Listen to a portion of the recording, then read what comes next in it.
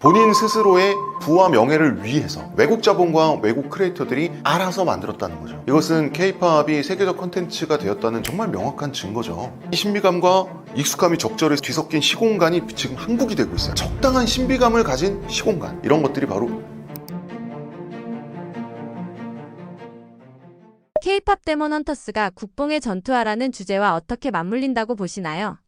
국뽕의 전투화가 아니라 세계화죠. 왜 세계화냐 하면 외국 자본과 외국 크리에이터들이 알아서 만들었다는 거죠. 그것도 한국 정부의 오더를 받아서가 아니라 본인 스스로의 부와 명예를 위해서. 이것은 K-팝이 세계적 콘텐츠가 되었다는 정말 명확한 증거죠. 비록 한국 아티스트들이 대거 참여하긴 했지만 주도한 것은 미국인들입니다.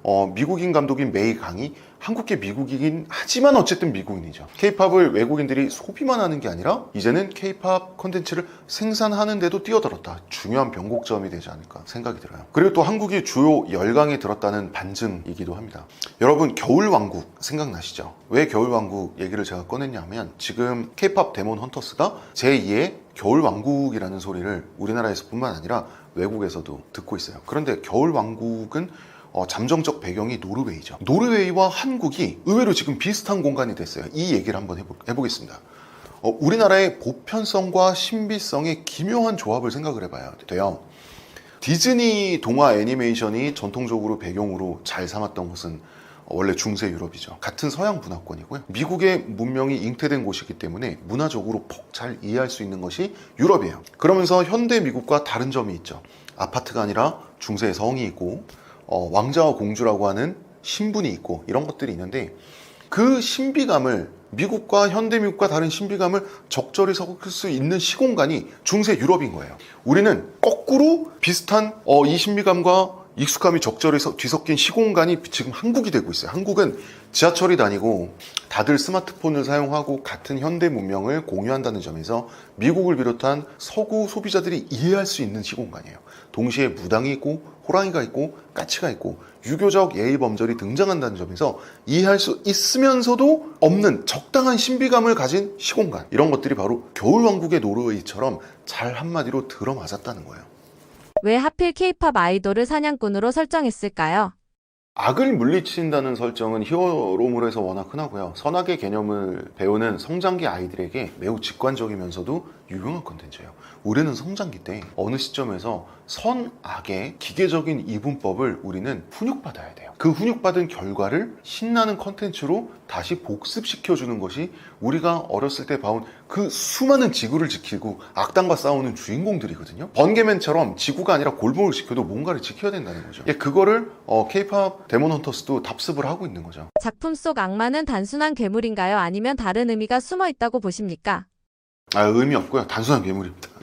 그런데 사실 굉장히 서양적 괴물이에요. 선의 세계와 어둠의 세계가 따로 있고 이것은 물과 기름처럼 분류되어 있고 서로가 서로를 제압하려고 하는 대립항이며 어둠의 세계의 주민이 있고 그 주민들을 통치하는 보스에 해당하는 악당이 있다. 이건 서양적인 이블 혹은 사탄이라고 하죠. 정작 우리나라의 무속과 정신세계는 선악의 필드를 이렇게 선명하게 나누지 않아요. 무당은 한을 풀어주지 선을 대변해 악과 싸우는 존재가 아니에요. 오히려 구판에 악령을 초대해서 악령이 된 이유를 듣고 이 영혼이 악령이 된 악귀가 된 원희를 제거해주고 구천을 떠돌던 이 원혼을 저승에 평화롭게 보내는 게 무당의 일이죠. 소멸시키는 게 아니라 전혀 다르죠. 자, 진우가 남자 주인공이 자신의 죄와 죄책감에 의해서 영혼이 귀마에 소유되고 이거 영어로 포세션이라고 하는 겁니다. 그래서 사로잡힌 채 악령에 사역하는 사형마가 된다는 개념은 매우 서양적이죠. 한국 무속적이지가 전혀 않죠. 철저하게 서양적입니다.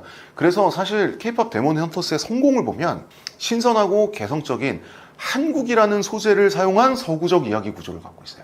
바로 이 점이 세계적인 성공의 원인이에요. 그렇다고 우리가 부족하거나 나쁘게 보일 것도 아니에요. 왜냐하면 한 국가의 문화가 세계적인 유행을 타는 과정에서 당연히 본질보다는 이 피상적인 소재가 먼저 소개되고 먼저 소비되는 건 너무나 자연스러운 순서예요. 그 다음에 본질까지 이해하려고 외국인들이 하는 거거든요. 그래서 이건 순서기 때문에 이거 우리가 막 너무 가슴이 설렐 필요도 없고 너무 우리가 자학적으로 이거 그래봐야 서양 이야기잖아 라고 일부러 우리를 깎아내릴 필요도 없어요. 순서다라고 생각하시면 돼요. 무대와 전투 장면이 국뽕을 자극하는 방식은 구체적으로 어떤가요? 그야 간단하죠. 기깔나게 그리고 찍었으니까. 그런데요, 팬들이 우러러보는 세계적인 케이팝 아이돌이라고 하는 설정은 디즈니 프린세스와 마찬가지로 여자아이들 혹은 그냥 아이들의 허영심을 매우 자극하죠. 저는 여기서 한 번 더 거꾸로 생각해 봤으면 좋겠어요. 케이팝 데몬 헌터스를 보면 내가 아이라고 생각을 하고 한번 가정을 하고 이걸 보면 엄청난 허영심을 자극하거든요. 그런데 허영심이 나쁜 건가요? 저는 전통적인 디즈니 프린세스가 하는 역할이 아이들에게 해악을 끼친다고 생각하지 않아요. 남주가 목숨 걸고 구이죽으로 결심할 만큼 예쁘고 사랑스러운 게 그 자체로 나쁜 건가요? 허영심이 나쁘다는 건 배고픔이 나쁘다는 것과 비슷한 이상한 말이에요. 사람이 성공하고 싶고 사랑받고 싶고 좋은 걸 가지고 싶어서 노력하게 하는 그 원초적 본능은 있어야 당연한 거고요. 당연히 타고나는 겁니다. 없으면 오히려 문제죠. 자기의 허영심을 절제하고 성찰하는 건요, 어른이 되어서 하면 그만이에요. 여러분, 성장과 발전에는 순서가 있다고 저는 믿는 편이에요. 허영심을 절제하고 성찰하는 건 어른이 되어서 해야 될 일이라면 그 허영심이 비록 자극되더라도 자기 안에 허영심을 발견하고 관찰하는 건 아이 때 해야 돼요. 그래서 디즈니 프린세스는 허영심을 자극하는 거예요. 이건 교육적인 거예요, 여러분. 그래서 지금 미국에 오랫동안 정통적인 성 역할을 해체하는 교육이 유행이지 않습니까? 그런데 저는 반대하는 편이에요. 저는 아이들이 전통적인 성 역할론의 영향을 받아도 된다고 생각해요. 다만 청소년 어느 시기 혹은 어른이 돼서 의문을 제기하고 혹은 나만의 선택을 할 수 있는 자유가 보장되면 되는 거라고 생각해요. 사냥이라는 행위는 문화적 저항과 어떻게 연결되나요? 문화적 저항과는 연결되지 않습니다. 오히려 체제 수능적이죠. 악을 사냥하는데 선과 악을 정하는 건 아이들이 아니라 어른들이고 사회 체제잖아요. 교육은 필수적이죠. 그런데 교육은 내가 학교 가기 싫어도 가야 되고 어른들한테 혼나가면서 이러면 돼 저러면 안 돼, 내가 놀고 싶어도 못 놀고 친구를 때리면 못 써, 이렇게 선악의 개념을 억지로 배워야 되고, 교육은 억압적인 거예요. 교육은 그 자체로 억압이에요. 그럼 억압이기 때문에 나쁜 건가요? 교육과 훈육은 그 자체로 억압적이고 억압이고 체제 수능을 배우는 과정인데 그렇다고 나쁜 게 아니에요. 좋은 억압이 있고 나쁜 억압이 있는 거예요. 인간은 저항만으로 성장하지 못해요. 억압을 통해 배우고 그 배움을 통해 어른이 되어서 저항할 수 있는 힘을 가지게 되는 거예요. 아이들 역시 어른처럼 매우 적극적으로, 오히려 어른보다 더 적극적으로 체제에 순응하는 속성을 갖고 있어요. 악당과 싸우는 영웅을 모방하고요, 좋아하려고 해요. 저항과 해체는 무조건 나쁜 게 아니죠. 필요하면 해야죠. 하지만 저항, 해체할 수 있어요. 필요한 저항과 해체는 해야 돼요. 하지만 그 전에서 먼저 쌓아야 부술 수 있어요. 기성세대의 역할은 쌓아주는 거예요. 나중에 아이들이 업그레이드 할 수도 있고 부술 수도 있도록 먼저 쌓아주는 게 기성세대의 역할입니다. 지금 PC에 기반한 교육은 쌓아주는 과정을 생략하고 애들을 부숴주면서 애들을 키우고 있어요. 저는 이러다 큰일 난다고 봅니다. 그래서 선의 편이 되어 악과 싸운다는 것은 사실은 굉장히 장쾌한 어떤 싸움, 도전, 액션으로 보여지지만 그 안에는 오히려 매우 건전한 체제 수능이 들어가 있다. 네, 이렇게 저는 해석을 하겠습니다. 글로벌 시장에서도 통할 수 있는 이유는 뭘까요? 이거 만약에 케이팝 데몬 헌터스 한국에서 제작하고 한국인들이 만들었으면 속된 말로 절었을 거예요. 우리가 우리 힘으로 케이팝 스타인 한국인이 세상을 구해 라는 얘기를 우리가 한다, 그 완전 국뽕에 취해서 한다, 이상한 작품이 나왔을 거고요. 이걸 우리가 한다고 했을 때 세계인들, 외국인들이 보기에 우리가 민망하지 않게 좀 적당히 수위 조절해야지 라고 어느 쪽 국뽕에 젖어서 했든 그 반대 포지션에서 했든 우리가 했으면 절었을 거예요. 근데 이걸 외국인이 해버리니까 오히려 깔끔하게 떨어진 부분이 있어요. 그리고 케이팝 데몬 헌터스는 너무나 깔끔하게 만들어진 전통적인 디즈니 뮤지컬 애니메이션. 디즈니가 수십 년 세월 동안 수립한 공식을 그대로 뼈대로 삼아가지고 오직 배경 소재, 새로운 음악 장르와 같은 신선한 살을 입힌 것이 성공했어요. 뼈대는 디즈니가 수립한 디즈니 공식 그대로예요. 그리고 그 위에 입힌 살은 한국적인 새로운 소재라는 거죠. 케이팝 포함해서. 저도 케이팝 데몬 헌터스가 재밌어서 2번이나 봤는데 정말 노래의 가지수, 러닝타임, 노래가 나오는 순서, 예를 들면 이런 겁니다. 나는 뭐 하는 사람, Who am I song 다음에 What I want song이 나오게 돼 있거든요. 나는 무엇을 욕망해. 이거 디즈니가 수립한 공식이에요. 케이팝 데몬 헌터스 그대로 합니다. How It's Done 다음에 골든이 나오잖아요. 그리고 언제나 그 디즈니 음악에서는 주제가가 되는 노래가 한 번 더 반복됩니다. 후반부에 가서 그 리프레자라고 하는데 그 골든이 한 번 더 반복되잖아요. 이런 식이거든요. 이거 그대로 했어요. 런닝 타임마저 모범적인 디즈니 애니메이션 그대로 했습니다. 그런데 입힌 살이 다른 거예요. 제가 지금까지 뮤지컬 장르를 그렇게 싫어하지 않으면서도 보기 좀 불편했던 게 뭔가 생각을 해보니까 뮤지컬 장르는 직접 뮤지컬 영화나 애니메이션을 봐도 그렇고 직접 뮤지컬 무대에 가서 오프라인으로 봐도 그렇고 뭔가 유쾌하지 않은 뭔가 반복되는 느낌이 들었거든요. 그건 뭐냐면 뮤지컬 음악이 수십 년 동안 바뀌질 않는 거예요. 그런데 같은 것을 K-팝으로 하니까 K-팝이 가장 컨템퍼러리한 동시대적인 음악이잖아요, 지금 세계에서. 그러니까 너무 재밌는 거예요. 이러한 본질을 지킬 건 지키고 새로운 변화를 줄 건 주고 이 뼈와 살의 적절한 조합, 이게 또 세계적인 성공의 이유인 것 같아요. 또 하나, 우리는 이게 K-팝이라고 하는 미국에서 마이너 장르고 우리는 이 영화를 제작한 미국인들의 입장에서는 마이너한 인종이잖아요. 그러니까 이 인종과 성별을 어떻게 배치해야 되지? 정치적으로 올바르게, 이런 압력이 없죠. 디즈니는 최근에 10년 가까이 이 PC에 매몰된 캐릭터 배치로 꾸준히 망하고 있잖아요. 오히려 그 전까지 디즈니가 잘했거든요. 잘생긴 남자 주인공, 여자 주인공, 프린세스로 묶어서 잘했거든요. 이걸 우리가 그대로 한 거예요. 우린 다 동아시아인 한국인이니까 루미와 진우가 대놓고 예뻐도 되는 거예요. PC에 매몰될 필요가 없는 세계관에서 대놓고 훌륭한 외모의 남자 주인공과 여자 주인공이 나와서 꽁냥거리다가 갈등하다가 남자 주인공이 프린세스인 여자 주인공을 구하면서 희생하면서 이 영화가 이제 절정을 이루게 되지 않습니까? 아, 디즈니 그대로죠. 디즈니에서 가져올 걸 다 가져오고 디즈니가 본인들이 만들어 놓고 지금 못하는 거 있잖아요. 그걸 다 했어요. K-팝 데모노터스가. 플러스 가장 동시대적인 K-팝이라고 하는 음악 장르, 이런 것들이 만나서 세계적인 성공을 이뤘다고 봐야 되겠죠. 일본 정부가 추진하는 쿨 재팬 사업은 어떤 개념이며 현재 어떤 상황에 놓여 있나요? 쿨재팬은 아무래도 한국 따라하기, 한류 따라하기라고 생각하시면 좋을 것 같습니다. 아무래도 한류가 잘 나가다 보니까 2013년도에 일본이 국책 사업으로 정말 어마어마한 돈을 투자를 해서 쿨재팬이라는 이름을 붙여서 일본의 문화를 전 세계에 전파하겠다라는 의도를 가지고 시작한 사업이 쿨재팬 사업입니다. 그런데 이게 쫄딱 망했습니다. 결과적으로 보면은 그 좋은 결과를 낸 게 하나도 없이 다 망해버렸습니다. 요 데이터를 좀 보면서 말씀을 드릴게요.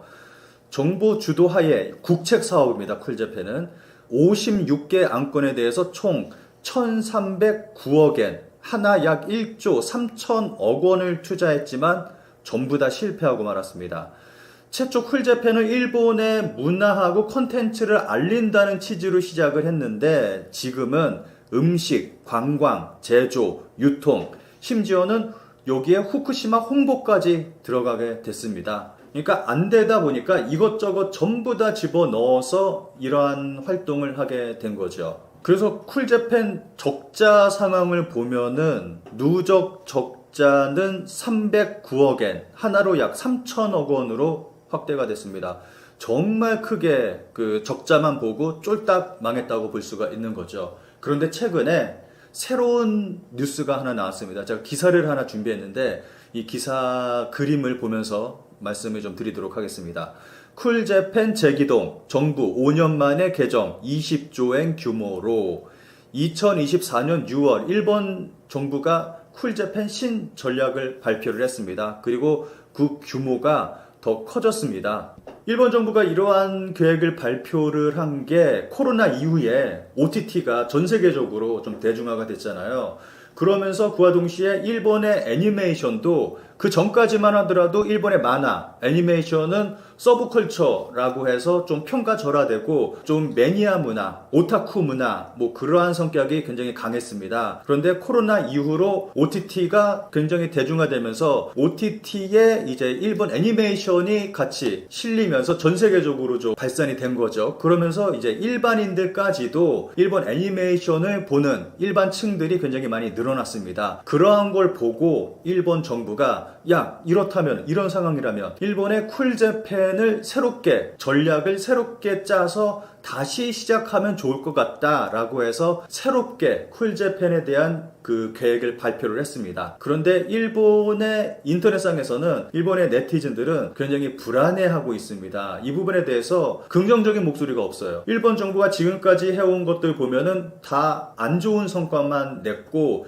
이번에 발표한 것도 구체적인 계획이 없습니다. 그냥 뭐 이렇게 하겠다, 뭐 돈을 투자하겠다라고만 이야기를 했지 구체적인 그러한 계획이 없어서 일본에서는 굉장히 불안의 목소리가 높은 상황에 있습니다. 일본 정부는 이전에 위성방송 사업체하고 손을 잡고 일본 애니메이션을 전 세계에 알리겠다라고 해서 위성방송 사업을 시작을 했습니다. 그런데 정말 재미있게도 넷플릭스에 밀려서 이 위성 사업이 쫄딱 망하고 말았습니다. 그래서 이번에도 또 이러한 일이 터지는 거 아니냐라는 그런 우려의 목소리가 나오고 있습니다. 아무래도 쿨재팬은 아까 말씀드렸듯이 한국 따라하기, 한류 따라하기라고 볼 수가 있죠. 그런데 일본에서 나오는 말을 보면은 한류는 국책 사업이다. 한국 정부가 정말 큰 돈을 대주고 밀어줘서 한류가 전 세계적으로 인기를 끌게 된 거다라는 말이 일본에서 나오고 있습니다. 그런데 가만 생각을 해보면 반대잖아요. 한국 정부가 뭐 밀어주거나 돈 대주거나 한 거 아무것도 없습니다. 게다가 한국 정부 같은 경우는 그 정권이 바뀌면서 그 오히려 무슨 블랙리스트 같은 걸 만들어서 오히려 한류를 방해까지 했습니다. 한국 문화가 좀 이렇게 발전하는 걸 방해까지 했습니다. 그런데 일본에서는 이게 뭐 한국 정부가 밀어줘서 그렇다, 뭐 이러한 말을 하는데 오히려 반대죠. 일본의 쿨재팬이 진짜 국책 사업이고 일본 정부가 정말 커다란 돈으로 밀어줘서 한 그러한 국책 사업. 그런데 한국을 따라했지만 쫄딱 망하고 말았습니다. 그래서 이번에 새롭게 하는 신전략 쿨재팬도 아무래도 좀 망하지 않을까, 뭐 그러한 좀 이야기가 좀 많이 나오고 있습니다. 최근 K-팝 데몬헌터스 같은 콘텐츠로 인해 해외에서 K-팝 인기가 더 확산되고 있는데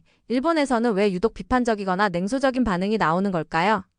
이건 아무래도 많은 사람들이 더빙의 문제다라고 이야기를 하고 있습니다. 이 부분에 대해서 설명을 드리려면 먼저 일본의 더빙 문화에 대해서 좀 말씀을 드리면 좋을 것 같아요. 일본 같은 경우는 무슨 영화나 뭐 해외에서 들어오는 영화, 뭐 드라마 이런 것들 자막 없이 대부분 더빙을 하는 게 일반적입니다. 그래서 뭐 우리나라도 뭐 예전 같은 경우 TV에서 이제 영화가 방송되고 할 때 외국 영화가 이제 성우들이 더빙을 하는 경우가 굉장히 많았잖아요. 근데 일본은 그러한 더빙 문화가 아직까지도 남아 있고 좀 자막을 보면서 좀 영화를 보기보다는 좀 더빙된 그러한 영화를 보는 그런 거를 좋아하는 그런 문화가 있습니다. 근데 이번에 그 K-팝 데몬 헌터스 같은 경우도 이제 더빙을 했죠. 아무래도 뭐 애니메이션 같은 경우는 뭐 우리나라도 그렇고 전 세계적으로 더빙을 하는 그런 경우가 많긴 한데 일본도 이제 K-팝 데몬 헌터스를 더빙을 했습니다. 그런데 재미있는 게 이제 주인공들 목소리, 캐릭터의 목소리들은 전문 성우가 더빙을 했습니다. 그런데 노래는, 여기서 노래가 나오잖아요. 노래가 정말 중요하잖아요. 노래는 무명 가수가 노래를 했습니다. 이것 때문에 크게 좀 논란이 됐는데 한국에서 이제 유튜브나 이런 것 좀 찾아보시면은 한국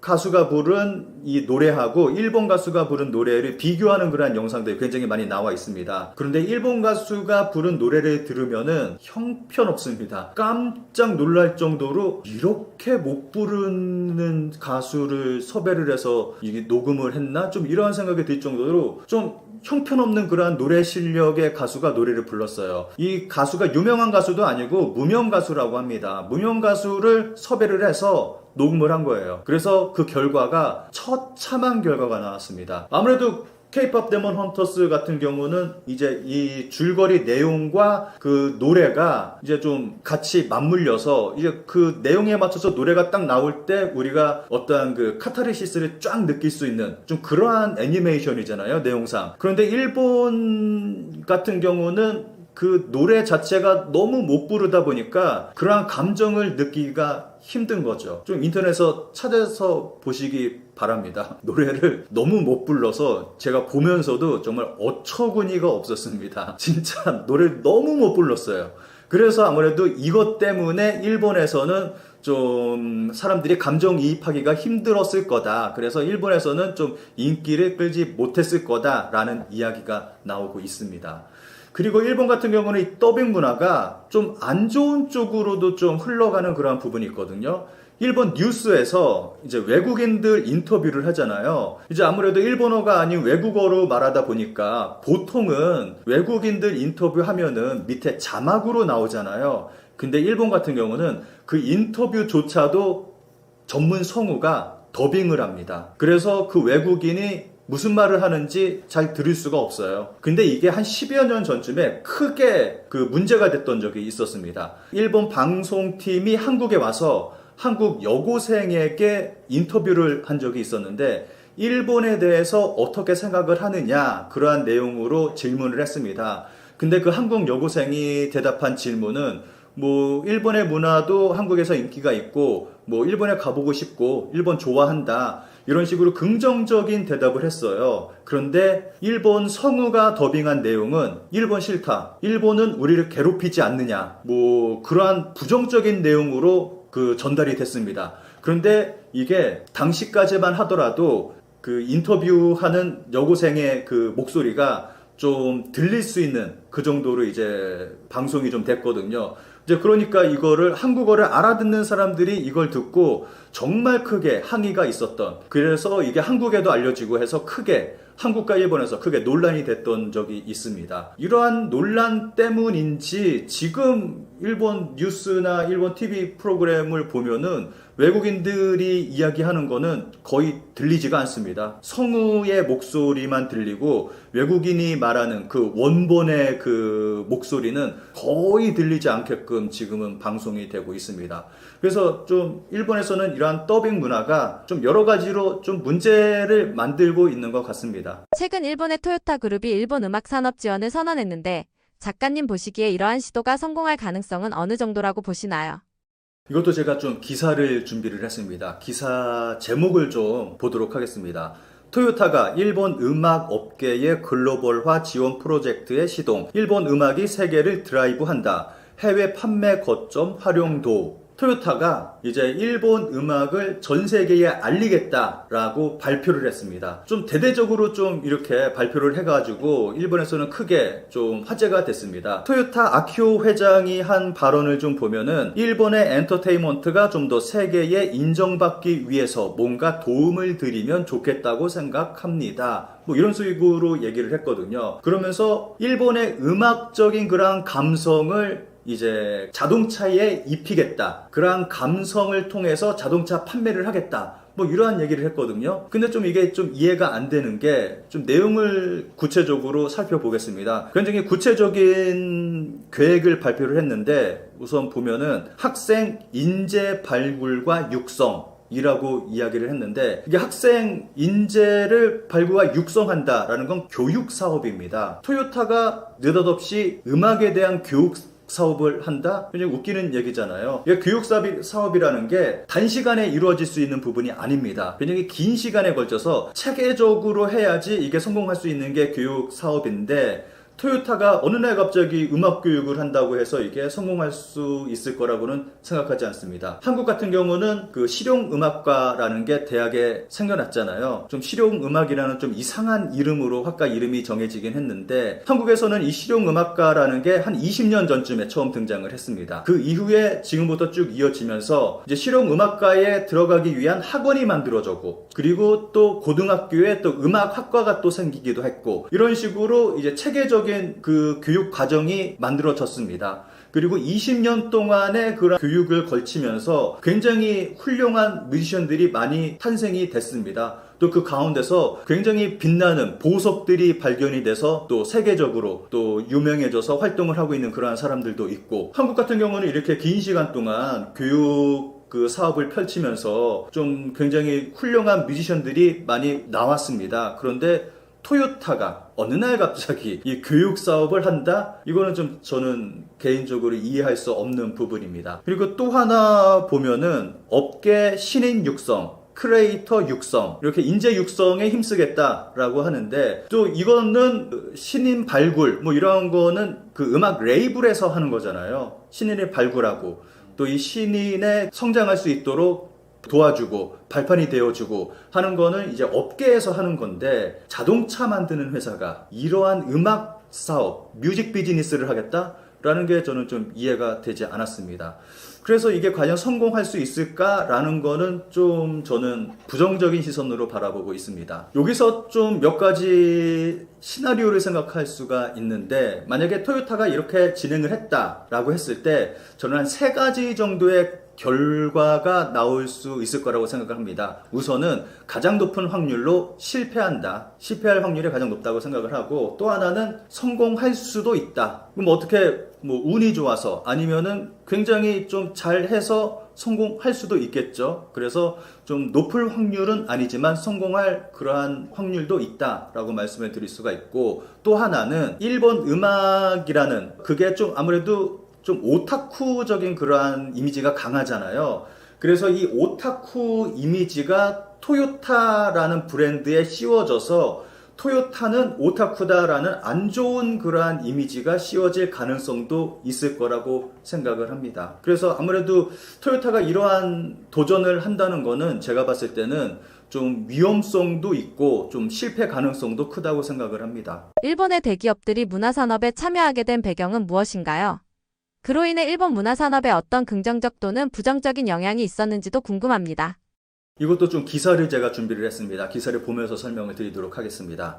토요타도, 시세이도도, 쿄세도 광고주는 일본 음악을 세계로 확장할 수 있는 응원단이 될까? 토요타만이 아니라 다른 기업들도 이제 일본의 음악을 세계화하겠다라고 지금 나서고 있습니다. 그 대표적으로 본다면은 시세이도라는 화장품 회사는 그 한국에서도 좀 많이 알려져 있는 걸그룹 XG를 기용을 해가지고 자사 제품 그 광고에 전면에 내세워서 지금 광고를 내보내고 있습니다. 아무래도 이러한 그 자외선 차단제나 이러한 것들 경우에는 모델이나 스포츠 스타나 연예인들이나 그 사람들을 활용하는 것들이 보통인데, 이제 아이돌을 기용을 해서 광고를 만들었다는 게 굉장히 좀 주목받을 만한 일이고, 그리고 또 화장품 회사 세키세이 역시 남자 아이돌 넘버아이라는 남자 아이돌을 기용을 해서 이제 음악을 전면에 내세우고 아이돌을 모델로 전면에 내세워서 광고를 내보내고 있습니다. 그런데 이것도 좀 보면은 과연 이게 될 수 있을까라는 생각이 들거든요. 이게 반대잖아요. 보통은 아무래도 유명한 그 연예인들을 섭외를 해서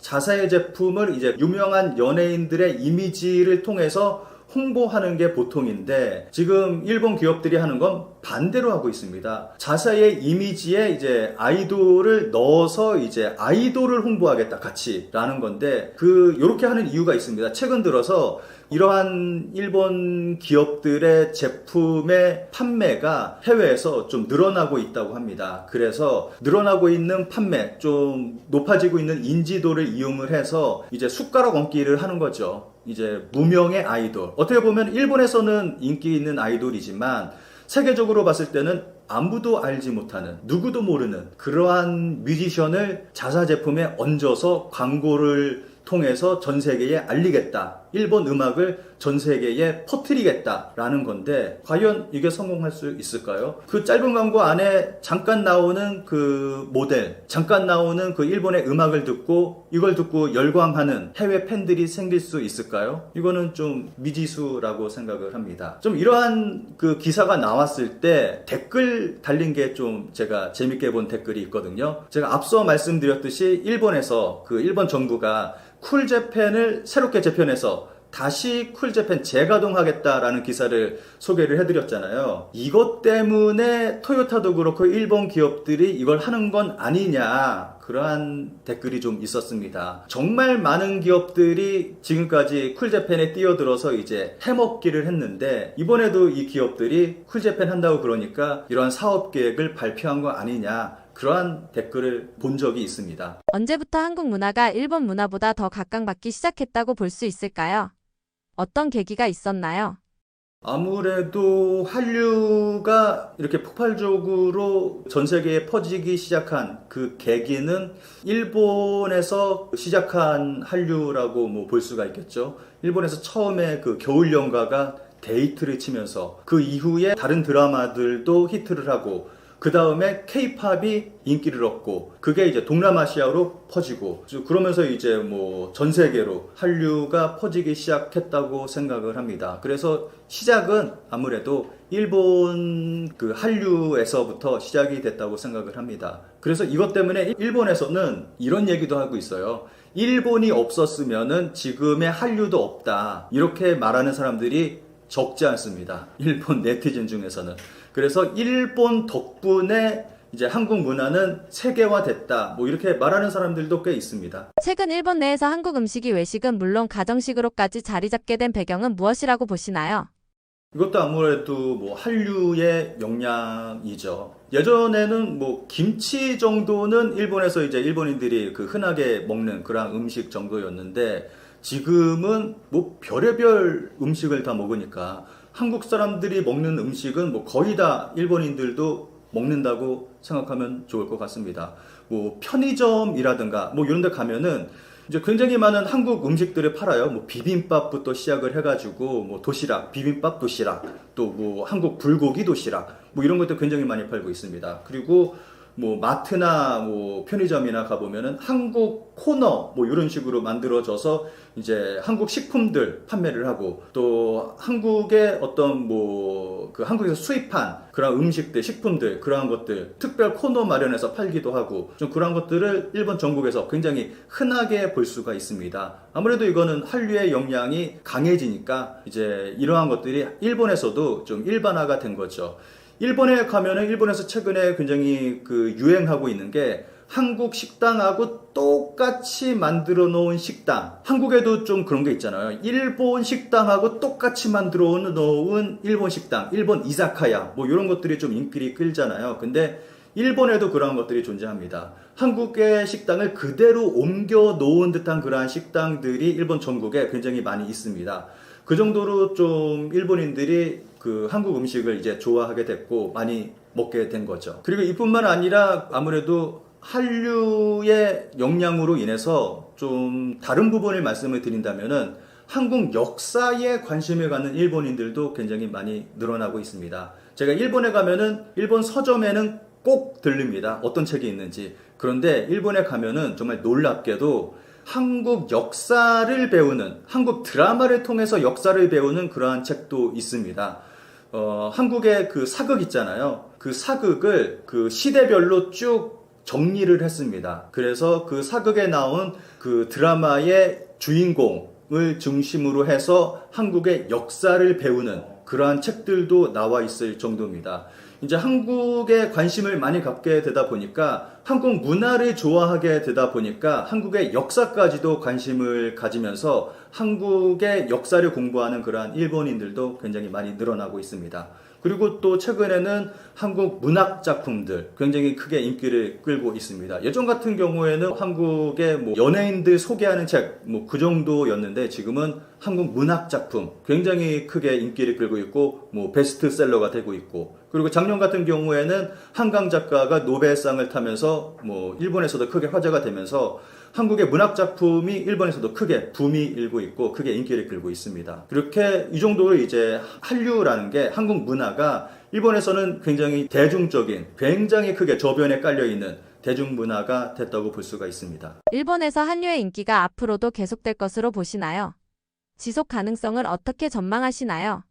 앞으로도 계속 지속될 거라고 생각을 합니다. 어떤 사람이 누구였더라? 뭐 한류는 뭐 한 10년 안에 끝난다. 뭐 이런 얘기가 좀 나왔었잖아요. 그런데 그 10년을 훨씬 더 넘어서 지금은 더 크게 전 세계적으로 한류가 좀 인기를 끌고 있는데 뭐 계속 지속될 거라고 생각을 합니다. 그런데 제가 생각할 때는 저도 그렇고 뭐 다른 전문가들도 좀 이런 얘기를 하는 전문가들도 있습니다. 좀 한류에 숙제가 있다 좀 이렇게 말씀을 하시는 분들이 계시는데 저 역시도 그러한 숙제가 있다고 생각을 합니다. 한류 같은 경우는 문제가 아무래도 아이돌 쪽에 좀 너무 치중되어 있는 그러한 부분이 크잖아요. 아무래도 K-팝 같은 경우는 그래서 뭐 아이돌 중심의 음악 그래서 K-팝 하면은 아이돌 음악 좀 이러한 이미지가 생겨나서 아무래도 음악의 다양화가 필요하지 않을까 좀 생각이 듭니다. 제가 얼마 전에 외국인 친구, 미국인 친구하고 좀 얘기를 했는데 그 친구가 이야기하기를 한국에는 3가지 종류의 음악밖에 존재하지 않는다 이런 얘기를 하더라고요. 댄스 음악, 발라드, 그리고 트로트 이렇게밖에 존재하지 않는다. 그런데 생각해보면 사실이에요. 우리가 주로 듣는 음악이 이 3가지의 종류의 음악밖에 듣지를 않습니다. 지금은 뭐 락 듣는 사람 있나요? 락 안 듣습니다. 뭐 다른 뭐 재즈 듣는 사람 있나요? 재즈 안 듣습니다. 뭐 클래시컬 음악 듣는 사람 있나요? 안 듣습니다. 이거는 완전히 소수 중에 소수만 즐기는 문화지 대중문화라고는 말할 수가 없습니다. 그래서 좀 아무래도 한류의 숙제라고 한다면은 좀 다양성이 부족하다고 생각을 합니다. 일본 같은 경우 우리가 뭐 일본 문화 뭐 전락했다, 이제 뭐 한국하고는 뭐 비교가 되지 않는다라고 말은 하는데, 저는 일본 문화 강국이라고 생각합니다. 일본은 실제로 문화 강국입니다. 굉장히 문화의 다양성이 존재하는 나라가 일본입니다. 저는 개인적으로 좀 말씀을 드린다면은 재즈를 굉장히 좋아하거든요. 그래서 제가 말씀드릴 수 있는 게, 저는 재즈 매니아면서 재즈 전문가라고도 말할 수가 있습니다. 그래서 보면은 일본 같은 경우는 재즈 뮤지션들이, 세계적으로 유명한 재즈 뮤지션들이 굉장히 많습니다. 그리고 재즈에 대한 어떤 그런 문화가 일본 사회에 전반적으로 굉장히 넓게 퍼져 있고, 그리고 재즈 음반이 가장 많이 팔리는 나라가 일본입니다. 미국이 아니에요. 일본입니다. 뭐 이런 것들을 봤을 때 일본 같은 경우는 문화의 다양성이 굉장히 일본 사회 전반에 좀 깔려 있는데, 한국 같은 경우는 그 다양화가 부족하다는 게 가장 큰 문제라고 생각을 하거든요. 그래서 한류가 좀 지속될 수 있게끔 하려면, 또 그리고 한류가 좀 더 많은 사람에게 사랑받게, 전 세계 사람들에게 사랑받게 하기 위해서는 좀 이 문화의 다양화가 필요하지 않을까. 뭐 K-팝만 뭐 하는 게 아니라 뭐 라틴 음악을 하는 사람들, 아니면 뭐 재즈를 하는 사람들, 뭐 이러한 사람들, 뭐 이러한 음악들도 뭐 펑키, 뭐 락, 뭐 이러한 음악들도 한국에서 사랑을 받고 좀 널리 퍼졌으면 하는 그러한 바람을 개인적으로 가지고 있습니다. 미국에서 K-애니메이션이 큰 인기를 끌고 있는 이유는 무엇인가요? 뭐 데몬 헌터스가 있고 뭐 킹 오브 킹스 같은 작품들을 중심으로 K-애니메이션의 인기가 상당히 증가를 하고 있습니다. 그 배경에 대해서 한번 분석을 해드려 보겠습니다. 그렇다면은 그 미국 애니메이션의 어떤 시장이 어떻게 변화를 해왔는가를 보시면 좀 재밌는 거를 우리가 좀 알 수가 있게 되는데, 과거에 이제 1990년대부터 2000년대까지만 해도 일본 애니메이션이 상당히 주도를 많이 해왔어요. 그 대표적인 게 이제 포켓몬, 뭐 드래곤볼, 그리고 세일러문 같은 것들이 일종의 어떤 미국 시장 내에서도 전성기를 이루어왔는데, 자, 그 덕분에 일본 문화에 대한 관심도 많이 높아지고, 자, 미국 내에서 애니메라고 하는 그런 팬덤이 형성이 됐어요.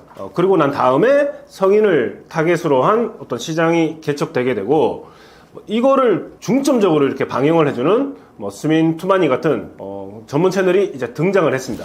자, 그 다음에 2020년대 이후에 이제 K 애니메이션, 한국 애니메이션이 이제 부상을 하게 되는데, 그 대표적인 게 아까 말씀드렸던 뭐 K-팝, 뭐 데몬 헌터스, 그리고 킹 오브 킹스 같은 것들인데, 이것은 뭐 K-팝, K-드라마에 이어서 한류 콘텐츠의 어떤 확장된 어떤 형태로 볼 수가 있겠고, 뭐 특히나 이제 뭐 디즈니나 이제 넷플릭스 같은 글로벌 플랫폼이 이제 적극적으로 투자한 덕분도 있겠죠. 그런 다음에 이 한국 K 애니메이션이라는 것은 특히 Z세대를 중심으로 새로운 팬덤을 형성을 해 나가기 시작했습니다. 그래서 미국의 애니메이션 시장은 일본 작품 중심에서 지금은 한국 작품이 새로운 대안으로 부상하는 어떤 다양한 단계로 진입을 하고 있습니다. 그렇다면 일본 애니메이션이 그렇게 큰 인기를 얻고 있다가 왜 이제 후퇴를 하게 되었나?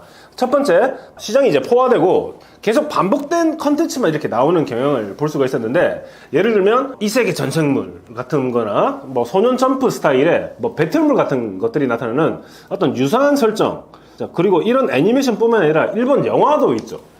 영화도 되게 저도 좋아했었는데, 일본 영화를 계속 접하다 보면 어떤 느낌을 가지게 되냐면 플롯이나 이런 것들이 거의 일정해요. 주인공이 과거로 돌아가서 회상을 하고 뭐 다시 어떤 경험이 앞으로 돌아오고, 자, 이게 반복되다 보니까 이제 신선도가 저하가 되기 시작하죠. 자, 그리고 매년 쏟아져 나오는 어떤 신작들 속에서 차별점을 찾기가 상당히 어려워졌고, 그 다음에 글로벌 전략 차이를 볼 수가 있는데, 자, 일본 애니메이션은 그 내수 시장 중심 경향이 강한 반면에 K 애니메이션은 기획 단계부터 글로벌 시청자들을 염두에 두는 경우가 많습니다. 예를 들어서 뭐 K-팝 데몬 헌터스는 뭐 기획 단계부터 미국 북미 시장과 K-팝 팬덤을 타깃으로 제작되었고, 뭐 초기부터 뭐 영어 더빙 등 해외 유통 전략을 뭐 고려를 했습니다. 자, 그리고 K 애니메이션은 웹툰 기반의 독특한 그림체하고 빠른 전개로 새로운 시각적 경험을 제공했다는 게 일본 애니메이션하고 조금 다른 게 아니었나 싶고, K-팝과 애니메이션이 결합해서 시너지를 발휘하는 형태가 일본 애니메이션하고 좀 다르지 않았나고 볼 수가 있겠습니다. 그래서 K 애니메이션은 K-팝과 결합을 해서 특히 젊은 세대에서 더 큰 어떤 문화적 접근성을 제공하면서 팬덤 확장에 어떤 유리하지 않았나라고 볼 수가 있겠죠. K 애니메이션의 인기 배경은 간단하게 좀 말씀드리자면 뭐 BTS, 블랙핑크 같은 K-팝하고 오징어 게임, 기생충 등 한국 영상 콘텐츠의 세계적 성공이 K 애니메이션에 대한 어떤 관심을 더욱더 자연스럽게 불러일으켰겠죠. 자, 예를 들어서 기존의 한류 팬들은 시네탑이나 나 혼자만의 레벨업 같은 웹툰 기반의 K 애니메이션에 쉽게 유입되어서 시청자층을 확장하는데 기여를 했습니다. 그래서 미국 시청자들의 어떤 그 반응을 분석해 봤더니 K 애니메이션에 대한 반응인데, 유명한 IMDb라는 게 있죠. 거기 기준으로 데몬 헌터스에 대한 미국 시청자의 긍정적인 평가 비율이 78%입니다. 그리고 Z세대 시청자들 사이에서는 한 65%가 되고, K 애니메이션 시청자 중에서 K-팝 팬이었던 비율이 42%, 그리고 K-팝 데몬 헌터스 같은 경우에 첫 주 트위터나 틱톡에서 언급되었던 비율이 그 숫자죠. 거의 320만 정도 될 정도로 큰 인기를 불러일으켰다고 합니다. 애니메이션을 통해 K-팝, 더 나아가 한국 문화에 관심을 갖는 미국 시청자가 늘고 있다고 보시나요? 당연히 특히나 어리고 젊은 층에서 K 애니메이션이 인기를 얻기 시작했다면 그것이 관심이 확장되어서 K-팝이나 K 드라마로 이어질 수 있겠죠.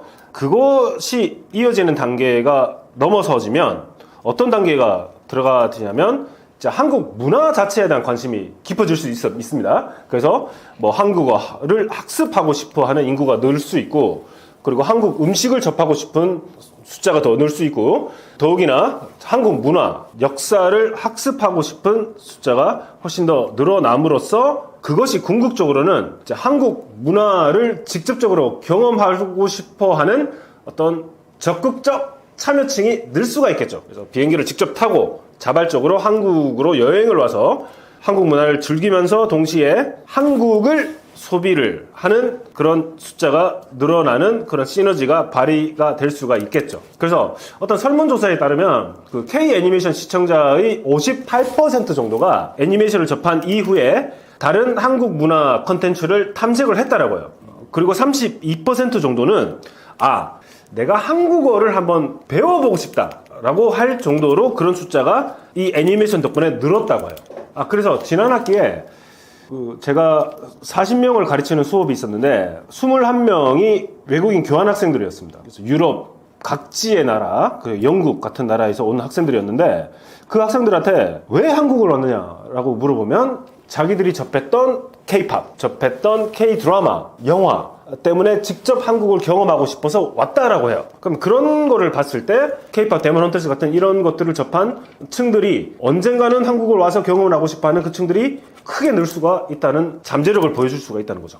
K-팝 데몬 헌터스 같은 콘텐츠가 디즈니나 넷플릭스 등 해외 방송사나 스튜디오에 어떤 영향을 주었나요? 2024년에서 2025년에는 디즈니가 5개 이상의 K 애니메이션 프로젝트를 발표를 했고, K-팝과 연계된 그런 작품들에 중점을 두고 있다라고 해요. 그러면 넷플릭스는 어떤 전략을 가지고 있나? 넷플릭스는 킹 오브 킹을 시작으로 한국 전통 문화와 신화 있죠. 데몬 헌터스에도 좀 약간 그런 요소들이 들어가 있는데, 그런 오리지널 애니메이션 시리즈를 기획을 하고 투자를 확대를 할 계획을 가지고 있다라고 합니다. 그래서 2023년도에 한 연간 1억 달러 이상을 K 애니메이션에 투자를 배정을 하고 K 애니메이션 제작자들과 장기 계약을 체결하고 있다고 합니다. 그리고 또 재밌는 게 일본 애니메이션 전문 스트리밍을 하는 크런치롤이 있는데, 이 크런치롤마저도 K 애니메이션 콘텐츠를 확보에 나서고 있다라고요. 그래서 이 채널들마저도, 스트리밍 서비스마저도 기존의 일본 애니메이션 중심에서 벗어나서 한국 작품을 적극적으로 라이선싱에서 플랫폼에서 내보내는 그런 다양화를 추구하고 있다고 합니다. 그래서 이제 미국 내 애니메이션 스튜디오에서의 어떤 변화도 볼 수가 있는데 그 스튜디오 안에서의 어떤 구조에서도 변화를 볼 수가 있어요. K-팝, K-애니메이션 인기를 얻어가기 시작하니까 뭐 한국 애니메이터 및 창작자 채용이 증가를 하고 아시아 지역 지사가 확대 및 강화가 되고 한국 스튜디오와의 어떤 협업도 강화가 되고 있다고 합니다. 자, 그리고 그 창작의 방향성 있죠. 그래서 미국 안에서도 창작의 다양성을 추구하기 위해서는 뭔가 한국적인 문화적 요소를 반영하는 것도 나쁘지 않겠구나 라고 생각을 해보는 게 되겠고, 두 번째, K-애니메이션에서 나오는 독특한 한국적인 어떤 색채 있죠. 어떤 문화를 접목시키는 미학적 실험도 내가 할 수가 있겠구나. 그리고 그 안에 담겨있는 어떤 음악을 애니메이션과 결합하는 새로운 형식을 또 시도를 해볼 수 있지 않겠나 라고 본다는 거죠. 특히 이제 디즈니 같은 경우에는 뭐 K-팝 데몬 헌터스 이후에 애니메이션 부서에다가 어떤 부서를 만들었냐면 K 컨텐츠 전담팀을 만들었다고요. 그래서 서울지사를 확장하는 등 조직적 변화를 추진하고 있다고 합니다. 이 현상은 2000년대 초반, 2010년대에서도 볼 수 없는 현상이었죠. 2000년 초반까지만 해도 일본 애니메이션, 그리고 저 게임 산업 있죠. 그 PS, 플레이스테이션 안에 들어있는 일본적인 애니메이션, 일본적인 서사가 상당히 미국에서 인기가 있었어요. 근데 이게 인기가 하락하더니 이제 K-팝과 접목이 된 한국 애니메이션이 크게 강하게 이제 어필을 하는 그런 순간이 오게 되었죠. 기존 K-팝 팬들은 K-팝 데몬 헌터스 같은 시도에 대해 어떤 반응을 보이고 있나요? K-팝 애니메이션 팬들로서 이제 활동을 하게 된다는 거죠. 그래서 이들은 적극적인 제2의 창작 활동을 합니다. 예를 들어서 캐릭터 코스프레도 한다거나 아니면 뭐 팬아트, 뭐 팬픽션 등 다양한 창작물들 같은 거를 이제 공유를 하는 활동을 하게 되는 거고, 두 번째, 이게 참 중요한데, 문화적인 탐구를 한다는 거예요. 그래서 한국어 학습 커뮤니티가 형성이 되고, 한국 문화 및 역사에 대한 정보를 공유를 하고, 뭐 작품 속에 들어가 있는 문화적인 요소가 뭔지, 이거를 어떤 식으로, 어떤 맥락으로 해석을 해야 될 것인지에 관한 이제 토론 활동들이 활발해질 수 있다는 거죠. 그리고 또한 세 번째, 어떤 팬 활동들이 있어지냐면, 팬들과 그 제작자들의 어떤 교류가 활발해질 수 있다는 거예요. 그래서 SNS를 통해서 뭐 제작자와의 어떤 소통, 그리고 뭐 또 다른 작품이 나올 때 팬들의 어떤 반응이 담겨 있는, 피드백이 담겨 있는 그런 사례들이 증가를 하고 있고, 팬 이벤트 및 온라인 참여들이 활발해지고 있다. 그래서 K 애니메이션의 어떤 이 팬덤이라는 게 일본 애니메이션의 팬덤과 K-팝 팬덤의 특성이 융합된 독특한 문화를 형성하고 있고, 특히 온라인 공간에서 그 활동이 매우 활발합니다. 그래서 어느 정도로 이제 K 애니메이션이 확산되고 이 경제적인 효과가 있느냐, 관련된 상품의 어떤 매출 증가 측면에서 2022년 대비 한 42% 정도의 매출 증가가 있었대요. 그래서 K 애니메이션 관련된 뭐 피규어, 의류, 굿즈 같은 라이선싱 상품이 미국 내 판매가 이 정도로 증가를 했고, 그 다음에 미국 내 관광객 증가율이 거의 35%가 증가를 했대요. 그래서 K 애니메이션이 배경이 된 한국 지역 방문을 목적으로 한 그런 관광객이 35%가 증가를 하고, 뭐 K 애니메이션에 담겨 있는 뭐 OST, 그리고 K-팝 음악의 미국 내 스트리밍 증가율이 25% 이상 되었다라고 합니다. 그래서 K 애니메이션이라는 것은 단순한 뭐 컨텐츠가 미국으로 수출되었다는 것을 넘어서 가지고 이 컨텐츠를 통한 여러 가지 경제적인 파급 효과, 그리고 한국적인 어떤 문화 콘텐츠가 이 정도의 경제적인 가치를 창출을 해낼 수 있다는 것을 여실히 보여주었다고 봅니다. 미국 시청자들이 기대하는 한국 애니의 다음 단계는 무엇인가요? 뭐 당연히 뭐 제작 인프라가 이제 확장됐으면 하는 그런 바람이 있겠죠. 글로벌 수요에 대응한 제작 규모하고 시스템 구축이 좀 필요하다고 볼 수가 있겠습니다. K 애니메이션만의 전문 인력 양성과 시스템화, 그리고 시스템이 강화되는 것, 그리고 같은 애니메이션이지만 K라는 철자가 들어갈 정도의 어떤 한국적인 창의적 독창성을 확보하는 게 중요하지 않겠나. 예를 들면 우리가 이번에 킹 오브 킹스나 K-팝 데몬 헌터스 같이 그 안에 들어가 있는 한국적인 서사와 세계관이 구축되고, 다양한 장르와 타겟층을 공략할 수 있는 뭐 컨텐츠 개발, 그리고 뭐 글로벌 트렌드와 한국적 정서가 어떻게 조화를 이룰 수 있을지에 관한 창의적인 독창성이 만들어지는 게 중요하지 않겠나. 그리고 지속적인 어떤 비즈니스 모델을 생각해 본다면 글로벌 배급 같은 것들, 그리고 팬덤을 기반으로 한 수익성 창출은 또 우리가 어떻게 해 나갈 수 있는지에 관한 이런 다양한 것들을 함께 고민을 해 나간다면 K 애니메이션이 앞으로도 지속적으로 큰 인기를 보다 더 넓은 시장에서 얻어 나갈 수 있지 않을까라고 생각합니다. K 애니메이션의 잠재적인 어떤 장르하고 소재, 저도 고려시대, 조선시대 역사 번역을 사업에 참여해서 했는데 우리가 몰랐던 재밌는 스토리텔링들이 많이 있어요. 자, 그런 것들, 예를 들면 삼국시대, 조선시대, 고려시대에 들어가 있는 배경으로 한 어떤 재미있는 어떤 이야기들과 어떤 판타지적 요소들이 그 애니메이션에 묻어서 반영이 될 수 있는 그런 컨텐츠가 있으면 좋지 않겠나 개인적으로 생각을 해 봤었거든요. 그리고 뭐 한국적인 뭐 SF 같은 거, 그리고 각 도시를 배경으로 한 서울, 부산으로 한 어떤 도시적인 판타지 같은 거 재밌지 않을까라는 개인적인 생각도 좀 해봅니다. K 애니메이션은 단순한 어떤 컨텐츠를 수출을 했다는 것을 넘어서 가지고 한국과 이제 미국 간의 교류라고 하는 거죠. 그래서 이 교류라는 게 국가와 국가가 만나는 것뿐만이 아니라 사람과 사람, 다른 어떤 한국적인 문화와 문화가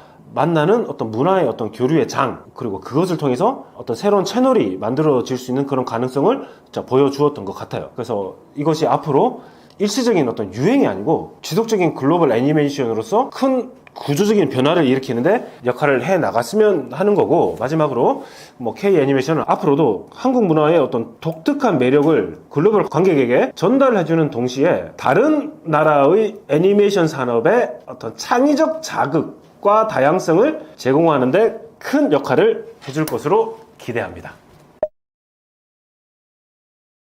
미국 지역 문화 연구자로서 다양한 미국이라는 나라 안에 담겨 있는 문화를 발굴하고 소개를 하는 그런 노력들을 많이 하고 있습니다. 그래서 첫 번째 노력은 작년에 출간했던 이 컨텐츠로 풀어낸 알기 쉬운 미국 문화책이고, 조만간 또 다른 미국 문화 관련된 책을 지금 준비를 중에 있습니다. 그래서 제가 여러분들께 말씀드린 이 미국 문화에 관련 이 내용은 이게 그렇다는 절대적인 답을 제공해 드리는 게 아니고, 문화를 이해하는데 이런 게 있을 수도 있구나 라고 이해할 수 있는 하나의 어떤 도움을 드리려는 그런 노력의 일환으로 봐주셨으면 정말 감사드리겠습니다. 그리고 혹시 궁금한 점이 있으시고 이러면 댓글로 이렇게 남겨주시면 제가 성의껏 여러분께 꼭 답글을 남겨드리도록 하겠습니다. 감사드립니다.